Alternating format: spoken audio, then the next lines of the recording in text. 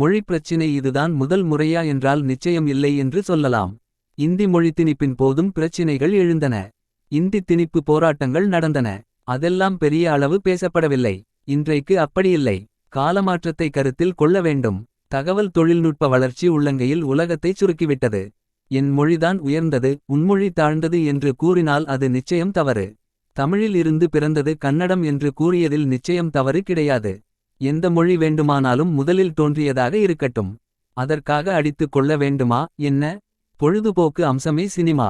உன் படத்தை எங்க ஊரில் வெளியிட அனுமதிக்க மாட்டோம் என்றும் பதிலுக்கு உங்க மொழி ஆள் தயாரித்த எங்க மொழி படத்தையே எங்க ஊரில் வெளியிட மாட்டோம் என்றும் போராட்டம் வலுத்துள்ளது. இதற்கிடையில் தக்லை திரைப்படம் இங்கு வெளியாகி இருக்கிறது.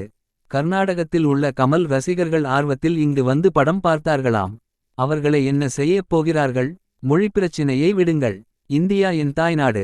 இந்தியர்கள் அனைவரும் என் உடன்பிறப்புகள் என்று பள்ளியில் கற்ற உறுதிமொழியை பின்பற்றுங்கள். யாருக்கும் எந்த பிரச்சினையும் வராது.